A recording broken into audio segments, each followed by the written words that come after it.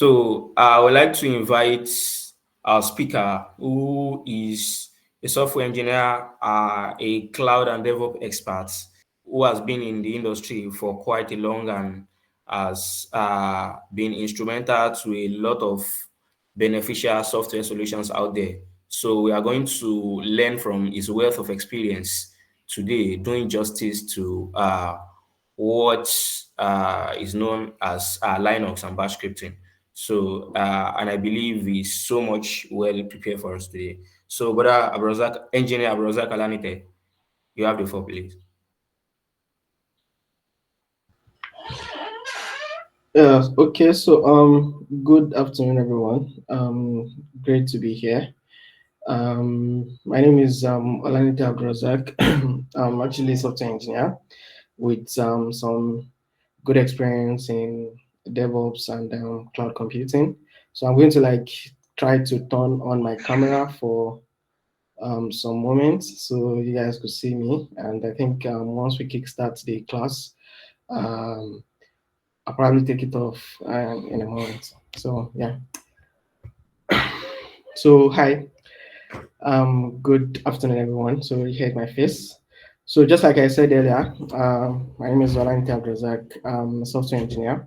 So today I've been tasked with the responsibility of um, teaching and taking us through some basic fundamentals about Bash scripting and Linux system administration. So one of the key things I would want to first highlight for us to know is why do we decide to want to know Linux or want to understand Bash as a programming language. Now, in my experience as a software engineer, I have over 6 years experience developing softwares, and I've mostly and largely works in environments that involves deploying applications, applications surviving on the internet, on the cloud, and all that view. So I think I would say I have worked with maybe just once or twice deploying into a Windows machine. Most of the time, when you go onto cloud providers like AWS, GCP, Azure, you would mostly, your first point of action is to mostly provision a virtual machine that has an operating system of Linux. And mainly because it's very easy to deploy, and with the advent of the Docker technology, container orchestration, it's easier for you to build your application in whatever OS and deploy it into whatever OS environment is going to go to. So as long as Docker is installed and you can build the applications as containers and run them. So why Linux and Bash is pretty much important in achieving some of these things is that when you, for instance, want to write a Docker file, you need to be able to understand some pretty basics of Bash scripting. When you want to confirm or check on your Linux server or whatever server your application is running in, or which in most cases, just like I've said earlier, it's going to be a Linux machine. You probably, and most probably, want to be able to do some form of system administration, to check what is going on your machine and to confirm if your application is running, if it is down, view logs, and all of those things. So Linux and Bash scripting is pretty much important for software engineers. And in addition to that, one of the things that makes it very key or crucial to know is that, in my experience as a software engineer, it's always very, very good to build applications that are going to be cloud aware.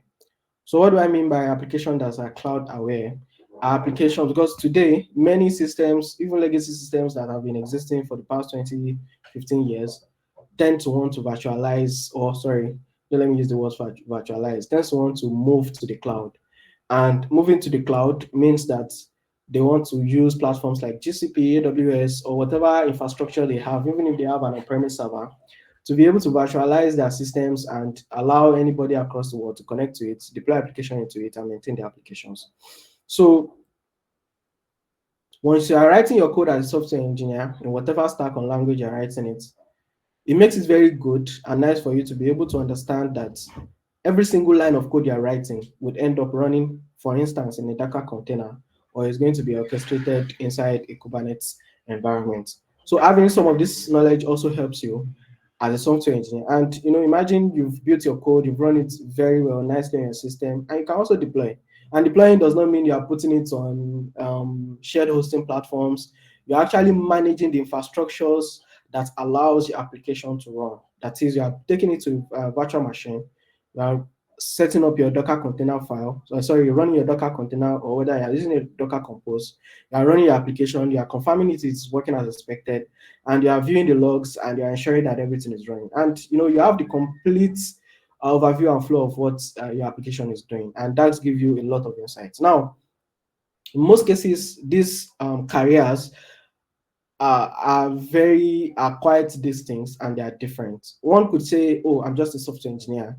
I do not really necessarily need to bother myself to think about DevOps or how my application is deployed." While it is good, it's also while it is okay. Don't let me say it's good. While it is okay, it's also going to be very good for you as a software engineer to have a DevOps skill. And DevOps entails, involves quite a lot of things. One of the most important things that you need to have as a software engineer today is to be able to understand what CI/CD is.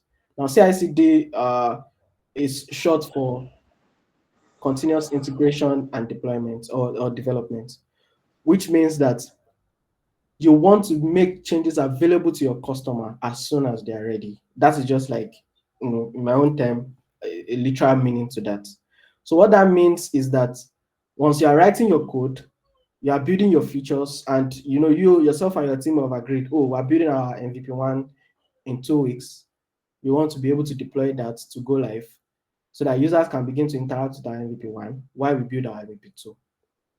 Yes, without a CI/CD pipeline, you necessarily would very well be able to achieve that. You have to manually build your code. If you are doing it in .NET, copy DLL files, have to copy it on your server, run it. Those processes are pretty crude. They are not automated at all. And it's I wouldn't say it's bad, because some people are still doing it, but it makes work slow in most cases. But when you have a CI/CD pipeline, what that allows you to do is that you necessarily do not need to bother about whether your application is deployed or not. All you need to do is to write your code, add the new features you're adding to it, then push to a feature branch, raise a PR. Once your PR is merged to a stable branch, it's deployed into the server, whether it's going to be a staging environment or it's going to be a prod environment for your users. Now, how do you achieve CI/CD pipeline? There are many platforms today that allows you to achieve CI/CD pipeline, like Jenkins, GitHub Action, Circle CI, Azure Pipeline, even Cloud Build. In some cases, you have Cloud Build that allows you to be able to deploy application automatically. I think I've essentially used Cloud Build before on GCP. So most of these platforms have their own conventional way of deploying application. I'm sorry I'm talking too much. If I am, I'm still going to be sharing my screen. I'm going to do some practicals, but just want to give an overview before I start that. So most of these platforms, like I was saying, have their own syntax and way of writing their CI/CD pipeline. If you are using Circle CI has its own conventional way, whether you are building job stages, what action you're giving in the name. And in most cases, they are written in YAML file. YAML file is just like a structured language, just like your JSON, that you can be able to, have access to and navigate through nodes within that document. Exactly what YAML file does too. I've especially used YAML file as well to build a configuration file to run a pipeline before, so it's common. So most of these deployment pipelines use YAML file to write their deployment configuration or their CI/CD configuration. GitHub Action does that. Azure DevOps does that. Circle CI also does that too. Now, embedded within this YAML file are a series of commands and steps that you have built into the life span of your application. In some teams, for instance, if you are building a .NET application, the first and the most important step in your deployment process is to ensure that your code builds. Because just like .NET compiles and it verifies the syntax before even the application is ready to run. So once you do that, If there's any failure in that process where your application is unable to build, probably due to a syntax error or some other error that might come up, your CI/CD pipeline quickly notes that and notify you, you quickly fix and deploy back. Imagine there is no step like that in place, and you just automatically just copy that code and put it on your server where your application, where your user are, directly interacting with your system. That means you are going to have a downtime, and a downtime depends on how long it's going to take you to be able to quickly identify the issue to fix. Might take you a day, might take you 3 days, might take you weeks. So in some team, after building, they want to test, or some people will want to lint. Linting means that you want to verify if the style of the code that's been written follows the convention of code writing in your team. When you lint the code, you ensure that it verifies and passes those conditions. The next step is to test. When you test, you verify that you deploy. No, sorry. When you test, in some cases in some team, you build artifacts. That is, you build your Docker image. Today is not a Docker class, so I might not be able to extensively discuss that. But what you do is that you build artifacts, and one of the artifacts you have built at that stage is to build a Docker image. Once your Docker image is built successfully, you want to be able to upload it to a container registry like GCR, Google Container Registry, or you push it to Docker Hub. Now, that concludes that stage. Next stage is to log into your server and deploy. The entire process of you building your code, testing and linting involves you writing YAML file, quite all right. But within it, you have to write some form of bash scripting code to ensure that it passes some conditions that you have already embedded within these stages. When you're logging into your server, you probably want to connect to your server through SSH, and you want to pass a lot of commands like the IP address. You want to pass the password, and all of that. So this extensively also involves you using bash scripting as well. At the end of the day, you want to connect your container registry like GCR or Docker Hub, log into it, pull the artifacts you've uploaded tagged by the current image tag that you've uploaded. You push it to your server, you run your Docker Hub, whether if you are using a Docker command or you're using a Docker Compose. Start the application, and the application starts running. Now, this entire process I've explained happens automatically. Most of these platforms that allows you to fulfill CI/CD pipeline has what is known as triggers. Triggers means that if I'm working in a team and we've agreed that every changes that have been merged, approved, and merged to develop branch has to be automatically deployed to a staging environment. What happens is that there is going to be a trigger in that file that you have written. I'm going to show you a sample of that file, God's willing. And the trigger would run all of these processes that I've explained and automatically deploys your code to your server, allowing that process to be fully automated. So the advantage is that you quickly know when your push has a bug. You quickly know when you are not following the team convention of ways of writing code by the Docker lints. You quickly restore the necessary packages you need to restore. And I think in this case, you might necessarily not do that because that will be embedded within the Docker build command you have, which builds the code as an artifact and uploads it to the container registry. So the full process is fully automated. And writing and achieving this bash scripting and even Linux system administration is essentially and very, very key and important. So I think that is just about it for introduction. So I'm going to be sharing my screen. We're going to start with Linux system administration. We're going to look at some few Linux commands, how to use them, what they're used for. Afterwards, we proceed to bash scripting. So the first command we're going to learn here, okay, maybe I know we are most of us are familiar with your command lines. If you are using a Windows machine, you would have your CMD or you have your PowerShell. Now, automatically, you might not be able to run Linux command on your CMD, but I think PowerShell allows you to be able to run some Linux commands. But how do you achieve running Linux commands, on your CMD? I'm not sure if that's for this class, but let me just give you a rundown. So you need to enable Windows subscription for Linux, WSL, machine. enable virtualization. I think that was what most essentially important for Docker. You need to install Ubuntu on your machine. Then you need to upgrade and update your Ubuntu. And once you open your CMD, you would run, I think I've forgotten the command that allows you to automatically go into your Ubuntu terminal. But I'm currently using a Mac OS machine, so probably be using Mac. Sorry, someone has a question. Yeah, so WSL, Windows Subscription for Linux.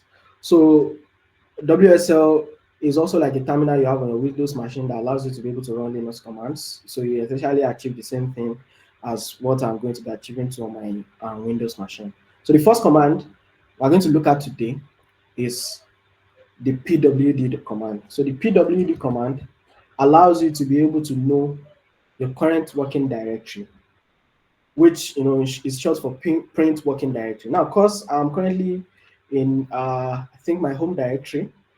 I am once I run the pwd, I do not have a visible path. So let me navigate to my home directory. Pwd. So yeah, so in my home directory, you could see that currently I'm inside the path known as users/Mac. Now, PWD allows you to be able to know the current location where you are in. Now, when you are interfacing with your command line, just like I'm doing now, it is just the same way or the same thing as going to your desktop, clicking and doing all sorts of things. It's still the same thing. But now what we're doing is that we are doing this using commands. We're not clicking or dragging or dropping or anything. We are doing this using command. Now, after doing PWD, I want to see what I have in the current location where I am. So I do ls. So ls lists the content of these files, or sorry, the content of the current location I am in my machine. So the first thing we did was to do pwd. Pwd give us the path to show us the current working directory. ls lists the files that we have in our current directory. Now, ls has other variants of options that you can add to it to fully give you more information that you need. So, for instance, you can do ls-a. ls-a will list the current working directory, including hidden files. So, I have some hidden files in this directory currently, like my SSH file, some hidden. You notice when I did ls initially, I wasn't seeing any file starting with dots. When I did ls-a, I'm seeing them. So -a allows me to be able to see hidden files in the current directory I'm in. Now, this is still not like, showing me, it's difficult for me to read through. So for me to be able to visualize it properly, I do ls-al. So -al means long list. Now, if you look at what I'm seeing now, similar to what we've seen before, but now it has much more information in it. Now, I'm going to explain some of the things we have in this directory. But first, before we do that, I'll teach us some other commands like file manipulations before I come back and explain what some of these things means on this line. So one of the file manipulation I'll teach us is how to create a directory, which is the same thing as creating a folder. So I'm currently let's do changing work directory. After we change work directory, then we'll create a new work directory. So I just want to see the files that I need, right? I don't want you to show me the hidden files. There are too many informations I do not need on that page. So I want to go into my desktop. So I do cd. Cd means change work directory, desktop. This takes me into, can see now if I do pwd, now if I print my current working directory, you can see that my working directory has changed, which means that I'm currently now in a new directory, different from the one I was in before. So the next thing we want to do to confirm that is to do ls, right? To list the content of the current working directory that I'm in. So you can see that the content has changed. That means I'm now in a new working directory. Now, I want to go to personal. Now, I've moved from desktop into personal. So if I do pwd, I'll see that my directory has changed, which is what we actually need. So at this point, for the purpose of this lecture or this class, I want to create a new directory inside this personal folder, this personal directory. Now I'm going to do the command to do that is mkdir make working directory. Then I'm going to specify the name of the working directory I want to create, of the folder I want to create. So I'm going to call it um, GDC class, right? Now the file has been created. How do I know? I'll do ls again, I think L, now to see the content of that file of what I have. So you can see I have a file now here, GDC underscore class. Now I want to go into that file. Easier saying cd GDC hyphen class than in. So I do ls, I could see anything, but I do pwd. I can see that I'm currently inside users, Mac, desktop, personal, and GDC class. So that means what have we done? We've navigate between directories. We have created a new directory. So at this point, I'm going to create a text file or any file. And first thing is I want to show you the command to create a file. And we're going to access the content of the file. We are also going to use an editor to to change the content of the file and all of those things. So firstly, I'm going to create the file. So the command to create the file is touch. So I'm going to create a file. I'll call it class.txt. Now the file has been created. So if I do ls, I could see that I'm saying class.txt, right, which was not there before. So I want to now be able to access this file and make some changes. So I need at this point, I need what we call editors to do that. So one of the editors that is common in Linux, I think essentially I know too, we have now which is Vim. So I'm going to use vi. So you do vi, then the name of the file you want to access afterwards, then to enter. So this opens up like an interface for you. What specifically lets you know that you are currently now in that file is this below. Now you can't work with this, right? I'm typing my keyboard. It's not doing anything, right? So the first thing you want to do when you use vim or vim to open a file is to be able to allow yourself to do an insert. So you press the I key on your keyboard. So once you press the I key on your keyboard, you can see that this thing has changed and let me know I can insert. So one of the things we will insert here is I'm going to insert some names. So I'm going to say Olanite, Olawale, Shade, and GDC. So these are the names I'm done, working with the content of this file, right? So the next thing I will do is that if I keep pressing, I can't close this. I need to figure out a way to close this editor, right? So what you necessarily want to do at this point is to press your escape key. Once you press your escape key would allow you not to be able to do any insert into this file anymore, right? If I'm typing now, it shouldn't allow me. You use colon WQ or you use colon Q only. So I'm going to use colon WQ, which means it should save the content of that file and quit. Save the colon WQ saves the content of the file and quits the file. So if I want to see the content of that file now, two ways. It's either I open it in VIM again or I cut it. So cut allows you to be able to see the content of the file and you can't touch it. You can see that the content is printed here now, but I can't touch it, right? So, but now, if you want to open it again with VIM, so all you just do is VI, then you do class.txt and you're in, right? We want to also work on that file. So I noticed that I pressed my I, I've input some jargons, right? What was a total error? If I do colon W, colon Q, then as exclamation mark, what it does is that it quits the file and do not save the current changes I have. So I press enter, it overrides the current change and those changes are not going to be saved. You can see that the changes were not saved. If I open back, you can see that those rubbish I typed were no longer there. So in that case, you use colon Q, then exclamation. Then if I use colon W alone, it means that you save the content, but I still insert and continue. So colon Q will just quit the file. So I'm going to teach us how to search the content of the file. So I'm going to teach us something like grepping. So I'm going to do grep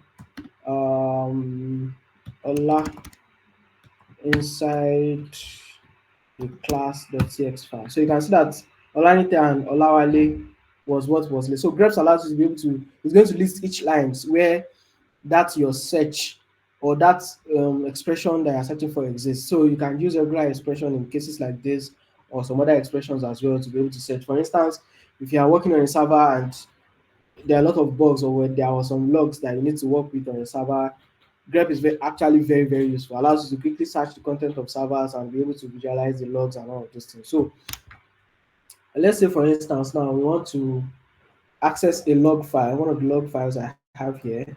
But that was what I was showing before I noticed I was off the call. So I'm going to show us, go to downloads. Then I'm going to cut this error log file. I just downloaded it yesterday. You can see that it's a long file. So let's say, for instance, I want to look for each line where I have this error, right? WP cache gets error. So I'm going to do grep inside quotes, paste, sorry. So inside quotes, paste what I'm looking for, then the name of the file. So you can see that it only lists for me the lines, in the file that I have that particular search, which is this guy here.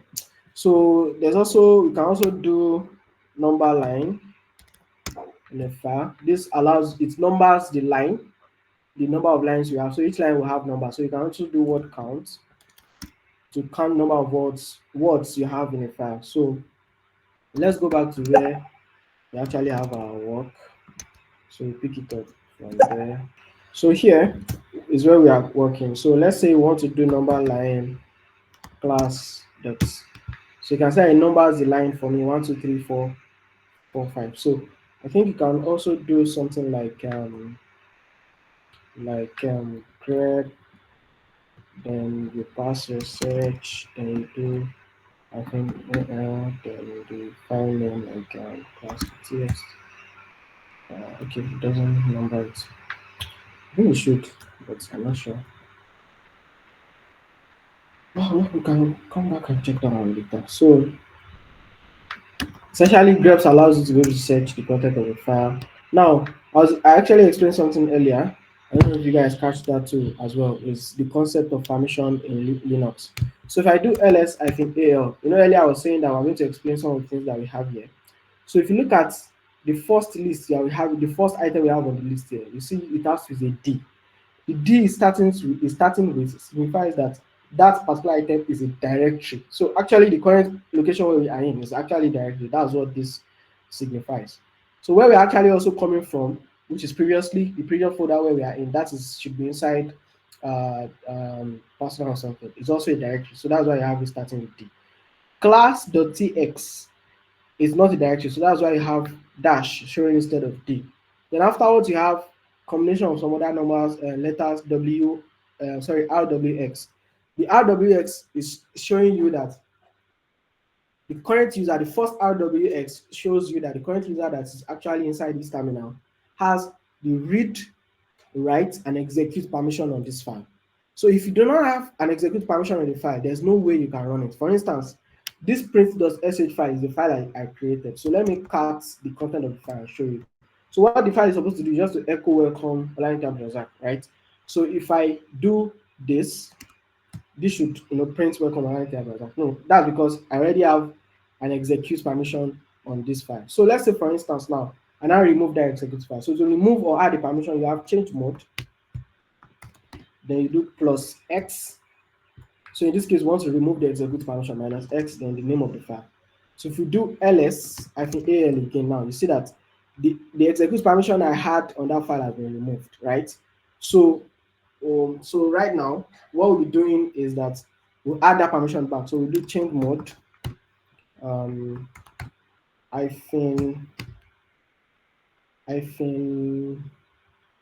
plus X, then print sh. So that adds back the execute permission. So if I do als -al, I should see my execute permission back.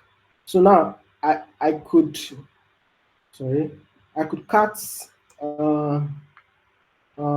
this. I could run this file again, do something like this. So yeah, I was supposed to show you something. Let's remove the permission again and try to run it. You see, I will get permission. Can you see permission denied? That's because I've removed the execute permission I had on that file. So let's add it back and try to run it again now. Can you see that it's run? So that's change mode. So you can also change permission for users. You can change permission for group. So you could do j plus x print.sh. That's adds the execute permission to the group. You can also remove it to group. From group, then you can also remove it from user, add to user, and all of these things. So if you do ls here and I'll see some of these things are added. So I think that solves. So we've done pretty much some basic things in Linux system administration. So do we have any question? So bash scripting, right, is the next thing we're going to be looking at. So we're going to first start with the print.sh file I created earlier is one that we're going to be updating, adding some things, few things to it. First thing, what I added on this line is an echo, right? An echo allows you to be able to print something to the console, right? Just pretty much as what we've done here. So let's say um, we want to do in this case is just to welcome users, but we don't know who the user is going to be, right? So we want to be able to first let them know that they are welcome to our bash class, collect the user's name, and print them a welcome. So the first thing we want to do is to do an echo. Echo allows you to print, just like I said, welcome to uh, G class. Then here you want to read. Now read allows you to collect an input from the user. So we want to read, so we do something like this name. Then we can do name. Now we want to echo that back to the user, right? So you can do this, then you say you come here,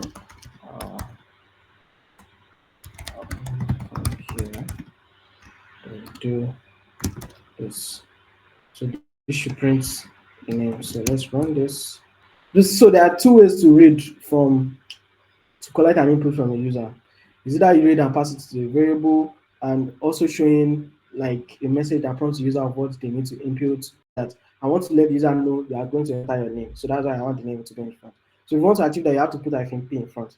So let's say you want to collect an input like a password, right? We don't want it to be visible. So in that case, we do something like this. So let's also do echo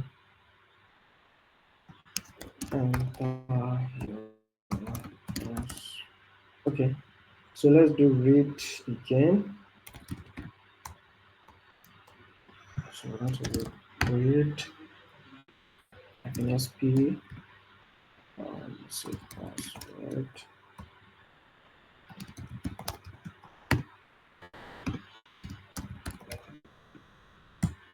So I want to let us know that we entered the password. So it's okay. Okay.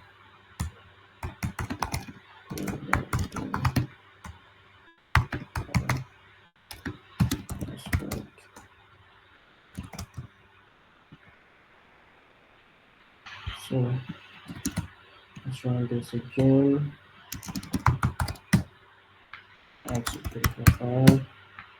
Yeah, so this receives my password and it lets me know that. So you can see that whatever the password I typed wasn't visible. So this is highly used in Linux. In fact, if I want to SSH to a new machine now, it will never let me see the password I'm typing or make it visible. So it's called silence. That's why you have the -s there. So what else? Let's see how we can create variables. So variables can be so there are some common variables that you might want to use. For instance, arguments that you pass into a file are variables that you want to use. So to be able to access argument to pass into a file, we could do something like this. So let's do I echo and echo and 2, right? So I would run this file again. In this case, I'm going to pass some arguments. One, one, two, right? Two, right? So if I run this now, put my name, put my password. Can you see that I printed 1, 2, AG1 and AG2, which is what I actually asked you to do here. So this, you can do this for like as many as from 1 to 9, right? You can keep doing that, as depending on the number of arguments you're passing to that file. This resource is very, very helpful. Please take time to go through it, look through it, and try to understand how it works. So maybe we could do this some other time. I could that there is proper time and pretty much take us through some pretty much advanced things in bash scripting. We could go into cloud computing or Docker and all of those things. So thank you so much, Engineer Olanita Brazak, for taking your time to take us through all these Linux and bash scripting concepts and for sharing the materials. So it has been really nice, and I want to believe a whole lot of things have been learned on the call already. So we so much appreciate. So Thank you very much. Thank you very much, everyone. Sorry for not taking the full time. If you have any questions for me, you can pass it through. Yusuf Ahmad is going to reach out to me, then I can send my response for you guys. all right. So thank you. So the Bye. other session we are having, Emmy. All right. So I feel it's not currently available. Do we have any questions from members on the call? Pending the time he joins. All right. Since we are done, but be do well to follow the X page for GDG on campus. I think it has previously been dropped on the call, so I'll be dropping it again. Give us a follow. The official page will also be following you back. So yeah, in order to keep updated with other insightful session that we'll be having, probably the advanced session or the part 2 of this will also be communicated. So do well to give us a follow on X. We are on YouTube too, GDG on campus, FUNAP. So yeah, thank you for joining today's session. It has been a nice time having you guys on the call, and looking forward to having you on our subsequent engagement. So thank you. I think it's a wrap already. Bye.